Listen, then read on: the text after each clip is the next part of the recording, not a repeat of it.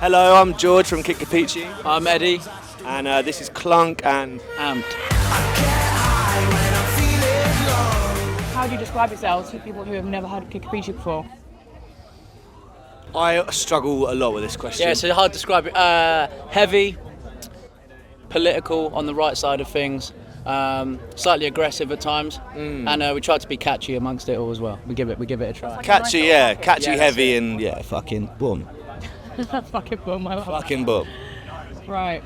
You guys, like, you just said, like, political and stuff, you guys are no strangers to kind of tackling those sort of heavy, sort of, like, not necessarily heavy, but just more... Well, it's important, you know, we've grown up, like, in a kind of town where it's just, like, that kind of shit's at the forefront of our things, because everyone's got no fucking money, so it starts with that. You're the government are at the top, you're like... Fuck that, but there's just so much. It's so important to use your voice as a band. You do it in such a raw, unfiltered way as well, which is so refreshing. Like so many people, like you don't dress it up with metaphors and with all that. Straight to the point. Do you know what I mean? If there's something that needs saying, and say it loud and clear. That's kind of the way we go about it. And we'll continue to do so. Yeah, I think even more so because so much shit is going fucking tits up. So it's got to be spoken about. Yeah, because you guys were very like loud about like the recent like election that happened recently. Sure. Fuck the tourists. Yeah. Your whole album, like post-COVID as well, like it was so like right here, right now, like based on things that have happened. I guess we kind of do it without meaning to, but it's just like stuff that is important to us and conversations that we're having amongst ourselves all the time just gets flooded into the music. And like we say, if there's something that's worth saying, say it. If you've got a voice and a platform, then it's worth doing. 100%. Right, how is it? No, how is it? Oh my god, my brain is mush today. I'm very hungover. Oh nice, we will be late. Yeah, I can't wait. I can't wait to be. How important is it to you guys supporting smaller venues? There's been a lot of like kind of talk recently about how gigs are kind of almost inaccessible to some people, where they're playing at bigger venues. Ticket prices are stupid these days. Yeah, well, what's your thoughts on it? We would have had like no opportunity to play anywhere if there wasn't grassroots venues and small venues, and sadly we've lost a couple of like the really integral ones to our career in our town, which has been sad. And you know, we're actually going on a little underplay tour next year. That's not announced yet, but we'll be doing all of the venues that we used to play and used to love. So we're going back there to try and support that scene. But yeah, it's hugely important, especially for new bands coming up as well. Not everyone can just jump up and play a bigger venue, and I don't know what's going to happen about it really. Yeah, like it's so, like the arts are so important in this country, and there's just not enough like money funded into it. Like you go to like Europe and that, and it's just like they just fund that stuff so much, and in the UK it's like just seems to just be like, oh fuck it, like where we're But yeah, support grassroots venues. Hugely important. Yeah, what's your favourite venue that you've ever been to? Oh God, favourite one we've ever done. What's that one called in Paris that we did with Frank? Le Mans. I can't remember. Yeah, I wish I could remember it. I'm awful. My personal favourite was Coco that we played. Coco in London was a good one for us. Is Coco still open? Yeah. I thought it burned they like down redid it. It reopened. And then they redid it. We did it a few years back. I came out of my body during that gig fully and was like watching. It's such a beautiful venue. It's amazing, gorgeous little theatre vibe. Yeah, it is. Like I remember the first time I went there, and I felt like I was at like going to see like an opera. It was like a black metal show. Yeah, it's full mosh pit. Complete like opposite vibes of the whole feng shui of the whole venue.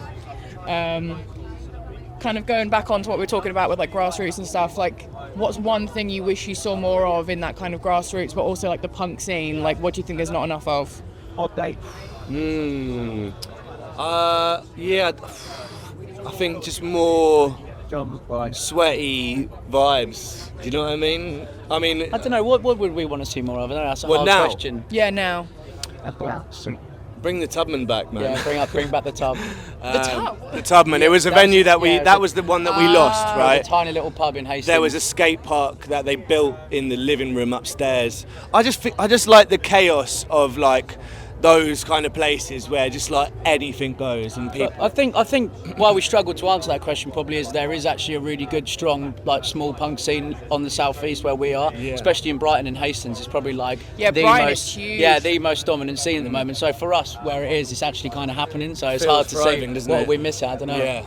Yeah, just keep doing more of what's going on, I guess. Yeah, I mean, like you guys are really kind of bringing that kind of whole like genre or like subgenre like really to the forefront with like yourselves and bands like Bob Vylan and whatnot. Sure. Like you guys, I think, are some of the most important musicians on the scene. Not just like with what you're doing musically, but obviously like with what you say. So.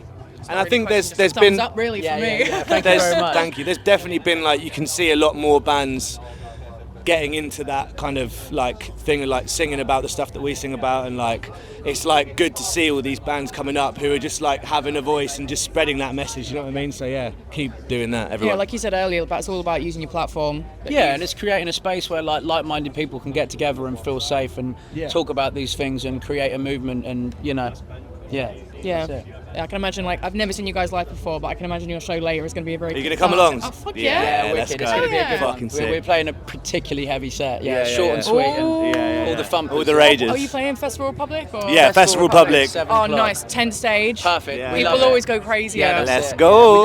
We did it a couple years back, and it was like one of our favourite gigs ever. We played a song that we'd never played before, and it was just like we put it at the end of the set, and it was just it went fucking insane. Fuck yeah. So looking forward to it. Oh no, I'm looking forward to catching that. Right, bit of a silly one. Came up with this the other night, and I was like, I have to ask Kapichi this. Shag, marry, avoid. Yeah. Okay. Boris Johnson. Yeah. Liz Truss. Ooh. And Rishi Sunak. Oh my god. Oh. And I've asked loads of people dotted around, and almost everyone's had the right. Maybe same answer. shag Boris, just like to Really? be like fucking. Just, I don't know. Yeah, avoid Liz. Yeah. And marry Rishi for his money. Fuck, that's exactly what I said. That makes sense. Marry Rishi for his money and then kill him. Yeah, that's Yeah, it. Like your perfect. style. Yeah, get in the will. See you later. Get it in the will, and then the whole world will just worship you. Yeah, that's it. I'll be there like, get even more money. It's treason. Right, what is the craziest thing you've ever seen at a Kapichi show? You got the two brain dead people in the band here, man. We need to wake up. What have you seen, bro? What have I seen at a show? About one of our shows. I don't know, your Come on, usual, like, our mate, in fact, in London at Kentish Town recently, we had our mate, Dumb Boys Fishing Club, who was sick, check them out. I mean, they just rode a fucking They got inflatable thing. inflatable dinghy. That's not really that, Jumped in it so it's and more cruised what around. happens backstage, that is I crazy. think, go on, do share. We can't. Yeah. Yeah, we all just have a really fun time. Really fun well time. behaved. The vibe We was enjoy, great. I think, we've, like, fun for us too in We've particular. grown up where every single gig you do is basically just a giant party afterwards, and Yeah. unfortunately we've not managed to stop doing that. So even though we've been Don't doing this stop. for like 10 years, Don't stop. No. Every gig turns into chaos, and then it gets kind of bad when you go away for like 6 weeks at a time. Yeah, I but- don't know how we I don't know managed how to we're keep it still here. up.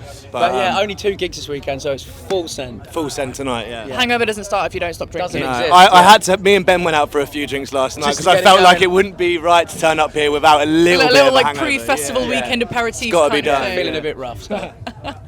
Brilliant. Yeah, so excited to catch you guys a set later. Thank you. That's everything. Legend. Thank you. Thank you so Thanks for much. having me.